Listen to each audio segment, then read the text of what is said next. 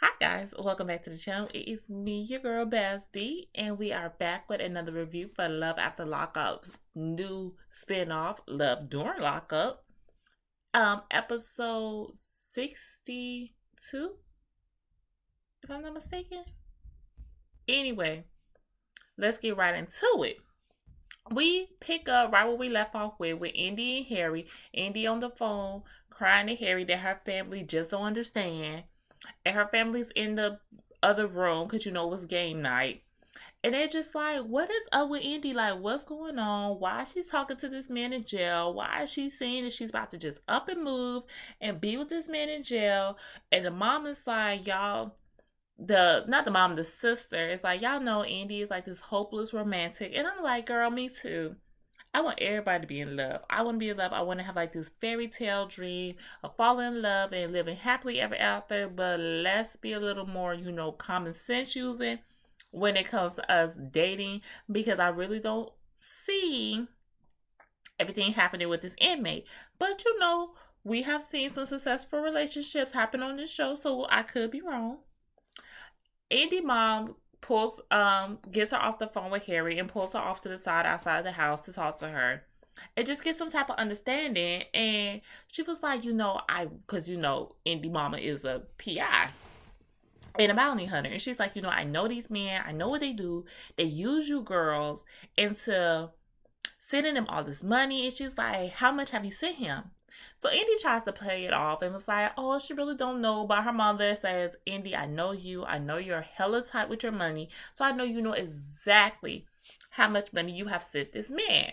Indy admits that she does spend about $400 a month on phone calls alone. And y'all, I did not realize, like, back in the day, like, whatever. My friend, her baby daddy was in jail. And she used to spend, like, hella money on phone calls. And I never knew exactly how much it spent, but $400 on just phone calls alone. And she's only admitting to the phone calls. We don't know if she's like really putting money on his bus and then, money for commissary. We don't know. Her mom was like, is this what you want to do? And you feel like this is going to work out? Fine. But you do understand that I am going to do a private investigation on him to find out everything about this man. And when you decide that you're going to Ohio to go see him, I'm also coming with you because I want to know about this guy myself. Andy is very hesitant about this because any boyfriend that Andy have, her mother has not approved. And even one guy that she dated, her mother picked up by the throat, took him off the ground, and interrogated this man. I was like, well, Indy, if you know your mama crazy like that, why would you even play with her with this new man? I don't get it. So later on, we see Indy on the phone with Harry, and she's explaining, talking to him, just telling him, hey, I'm already started packing. I'm feeling a little nervous about this because I'm not used to not being around my family, but I'm ready. And she was like, do you think I'm making the right decision? Harry does not really say yes or no. He was like, he really wants her to do what's best for her. And Indy's not really liking this answer because she's like, I'm very excited about going to go live out there so I could be closer to him. And it's like, he's like, whatever. And I'm looking like, Indy, take that as a sign. If he's not as overly excited as you are to come out there, then you need to stay put where you at. Get to know this man a little more before you go hightail yourself out there. While that's going on, we have Indy mother, and she is talking to, I'm guessing that's one of her partners or whatever. And she starts telling him about Indy dating the guy in prison, Harry. So they look up the profile on TikTok that he made for his little dating, whatever. And they find him in the system. And that's when they see all the charges. And of course, the one charge that is sticking out for everybody except for Indy is the fact that he is being charged with kidnapping. Now, that's a red flag for her mother and for everybody else because of the fact that Indy has a young child. Like, I want to say her daughter's like 3 or 4 years old. And she was like, I'm scared because she's going out there. You're taking my grandchild with you.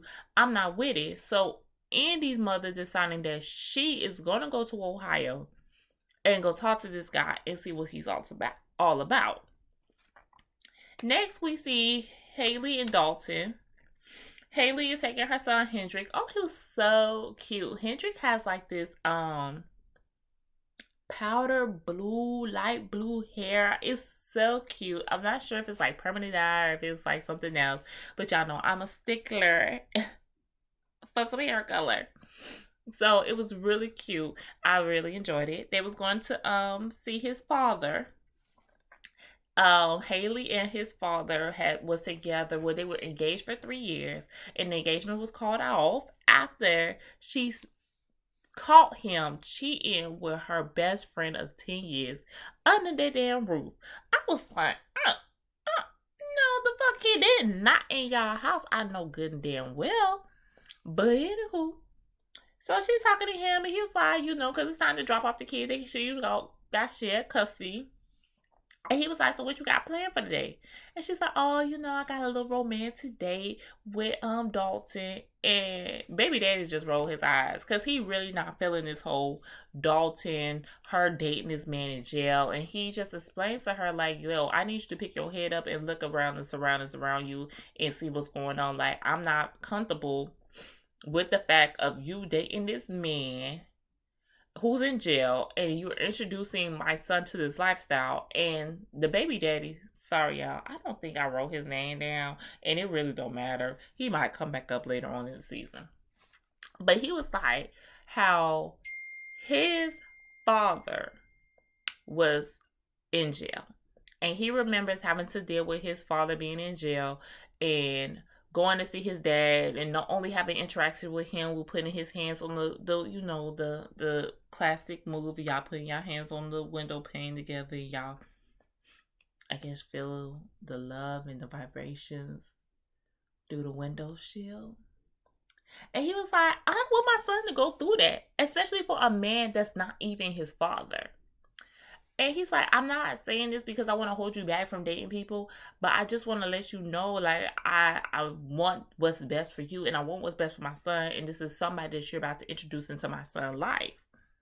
And Haley is just like, I agree with you. I don't feel like he should have any type of say in Hendrik's life right now. And I'm looking like, yeah, like, what could he possibly say to you about raising your son when he's not there and cannot help you provide for your son? That's right, ma'am. He shouldn't have nothing to say. Hendrik's got a daddy. Let Hendrik daddy be his daddy. You have your little boyfriend over there in the damn jail. So it's date night, which consists of Haley cooking this nice ass meal that she's going to describe to him over the phone and tell him how good the meal is and blah, blah, blah. And I'm looking like, it's not even over the little video chat. It's just a regular phone call. So I was very confused. But anywho, so she's talking to Dalton, and she's telling him about the food. She'll make some steaks, some potatoes, some veggies, or eat cheese and shit. So she's telling him about it. And then she starts to talk about this house that she's thinking about buying that her dad showed her. The only problem is that this house is only a 2-bedroom house. And Dalton was like, well, that's not going to work because how are we going to expand our family? Because they want a child together. Haley's whole thing is, she's going to keep looking, but she has to find a house before Dalton gets out because of the fact that Dalton being a felon, it's very hard for them to find a place to live where they can rent that will allow felons to be there. So that's the whole reason why she's trying to rush and find herself a house. Then she tells Dalton about the fact that she found his daddy on Facebook and that she was planning on meeting him the next week. And Dalton is really not comfortable with that. Apparently, Dalton's father was not in his life like that, and he don't have a good relationship with his father, and he don't understand why she wants to meet him. And I'm looking like, yeah, girl, like, did we skip meeting the mama? Because if we skip meeting the mama, then I really don't understand why you would go meet the father who is not around. But we'll see how that work out. We got a new person in the mix. Her name is Santiba. I had to do a little hooked on phonics because they said her name, but when I was looking and I was like, is that how it's pronounced? Because I missed the name the first time. But it's Santiba. And she is dating Telsey, who's been in jail for about 6 years now. He was arrested on selling drugs, and he had a handgun, and he was already a felon, so now he's in jail. And she's out with her friend. They're out working out, and she explains, tell us a little about herself. She used to be a big girl back in the day, but she only lost like 96 pounds. And I was like, all right, girl, I see you. And she look like she a little TikToker. She be on there dancing and stuff. Got her Jenny from the Block hat. Y'all know that hat from the 90s. A little, what would they call the paperweight hats? I had one back in the day. Back in like the early 2000s. I had one of them hats too. So she's out with her friend, and her friend's like, I see you doing good. You done lost this weight. You building up your confidence. Have you started dating yet? And she's like, yes, girl, I have. I met me a man on inmates.com. So the friend looking like, okay, as anybody else friend will be looking. And she got the idea because she was watching something on TV where this man who was in jail got married to this lady, and the lady was like, how she met him was on the inmates.com website. And so she decided, she had a happily ever after. Let me go get me one. And I'm like, Satiba, we have all these commercials. Now, I don't know about nobody else's TV, but my TV has commercials for eHarmony and Match.com. All those didn't move you, but this thing about this lady marrying this inmate moves you to go find you a man on the damn prison website. Satiba, you a little slow.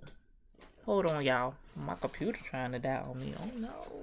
So Satiba friend is like, okay, I'm supporting, but I ain't really supporting like that. So then she starts to ask her like, hey, have you been seeing him money? And Satiba did disclose to us that she has spent like a couple of thousands on this man. Her friend becomes concerned because Satiba has a very bad track record of taking care of a man.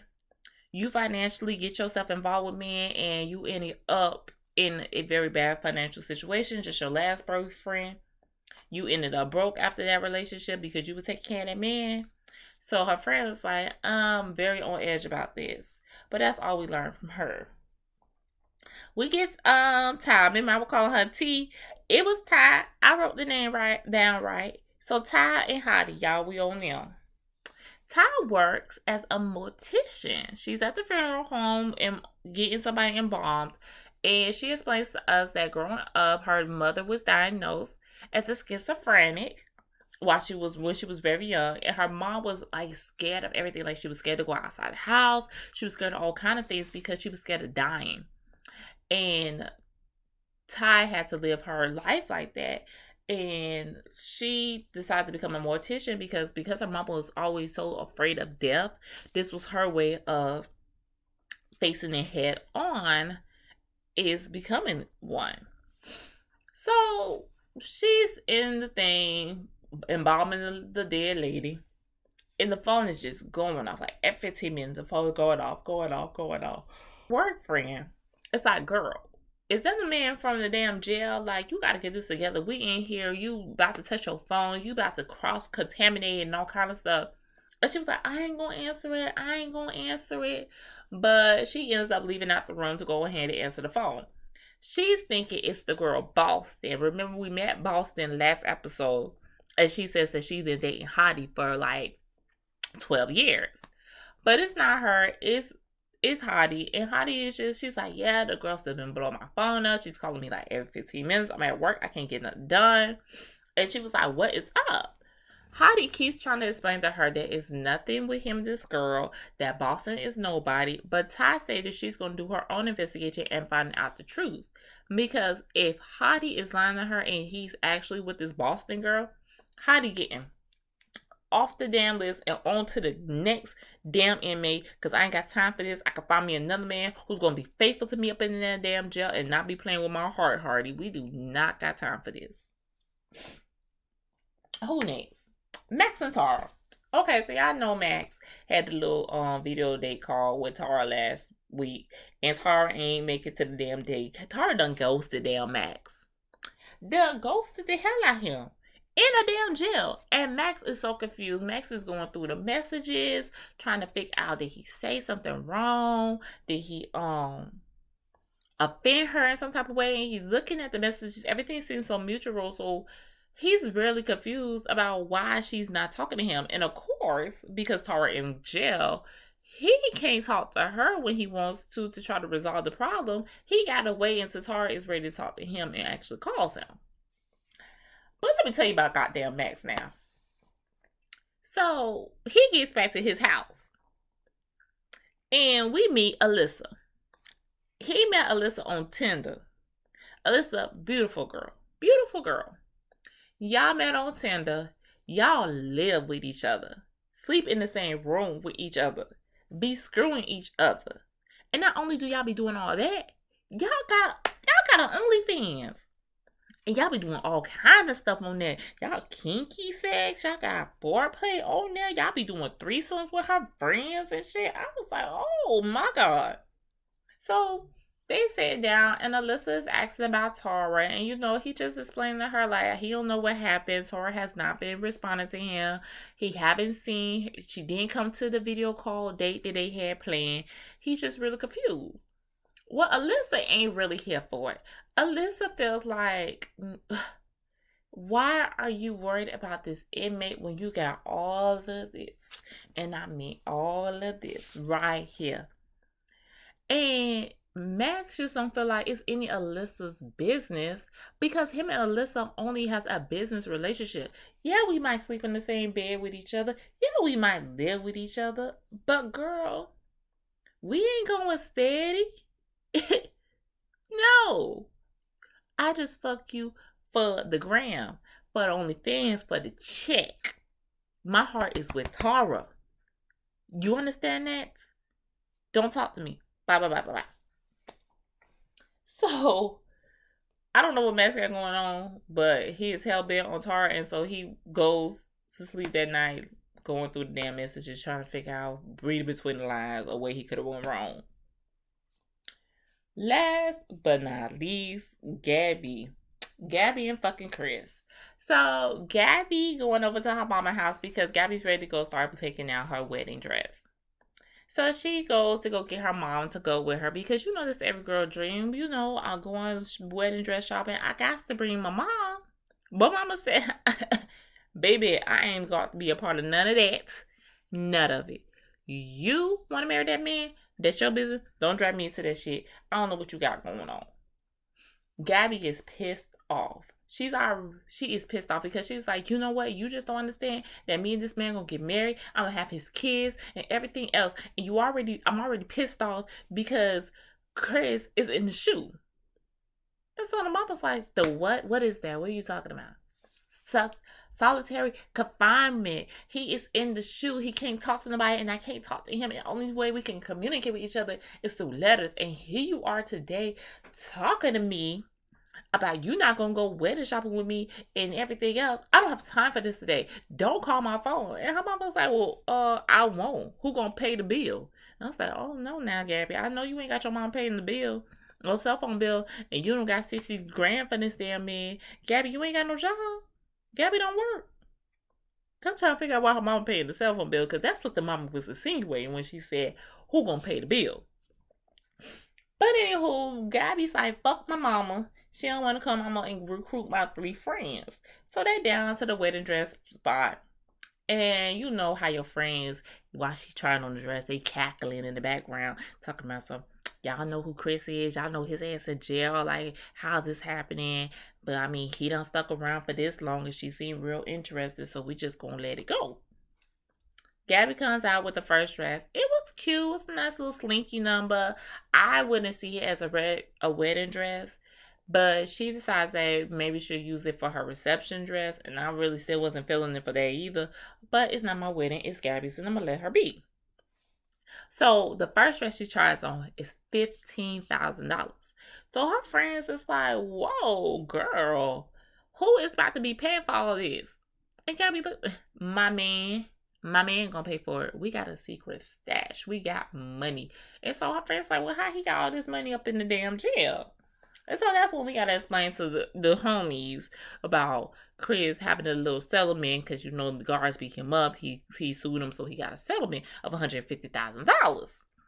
Now I'm starting to calculate the math because the friends had me thinking like, okay, well you buying all this stuff. You say he gave you 60,000 out of the 150,000. Now this dress 15,000. We still got the wedding. Like how much money we got left? But Gabby told us once again to mind our damn business, and guess what me and her friends did? Sat back and mind our business as we sit wine and watched her put on another damn dress. So then Gabby comes out with this next dress. Oh, now that thing was beautiful. Now put that $15,000 dress back up on that rack and get this one, because this one right here, that's where we at. But baby, that thing was $30,000. So she had to put a down payment on the dress. But Gabby ain't got no money. Gabby, remember, she got the 60,000 and she blew through that money respectfully because she got her a car, she paid a bill, she got some furniture in the house, paid off her student loan debt. So Gabby was no dumb with the money. She spent it all, but she got herself in a good financial situation. So she was like, oh, there ain't no problem right there, because all I got to do is call my man's lawyer, tell the lawyer how much I need, and he gonna, write the check out for me, and I'm gonna go get my check and come pay for my dress. No, baby. Gabby gets on that phone with that lawyer, and so the lawyer's like, yeah, what's going on? Oh, I need $30,000 by today. The lawyer say, you got to have it today? Gabby's like, yeah, I gotta have it today. I gotta pay for my dress. What you talking about? So the lawyer was like, well, we have to wait till Chris authorized us to give you this money. Now Gabby looking real fucking confused, lost, and stupid because now she don't brag to her friends that the money ain't up but one call away. But see, it ain't one call away. It's like one call plus another step, because we still got to get Chris to sign off. Y'all not married yet, so you don't have no rights to his money for real, Gabby. Chris just be letting you play with the money. So of course, Chris can't tell the lawyers anything right now because Chris is in solitary confinement, and they gonna have to wait on the letter from him to tell them that, hey, go ahead and give her the money.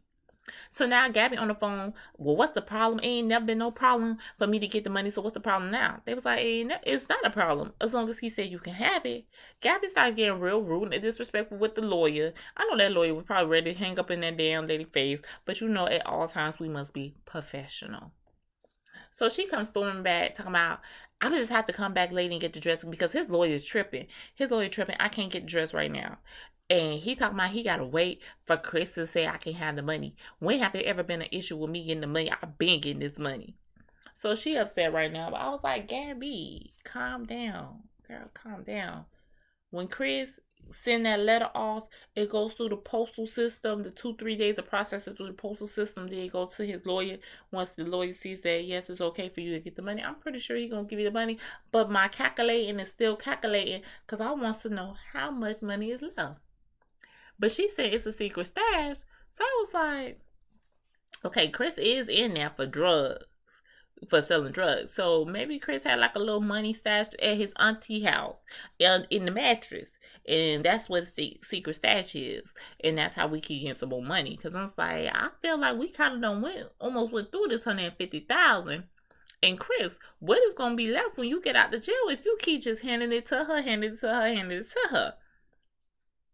Girl, you need to be like Haley and get in the damn house. Because you look like you live in an apartment. And you need to check your lease and see if you can even put Chris up on that thing. Because he a felon. Girl. But, guys, that's it. It was a really short episode. It really wasn't giving much. And I gave y'all all I could for you. But, as always, make sure you like, comment, and subscribe. Share if you care. And until next time. Bye, guys.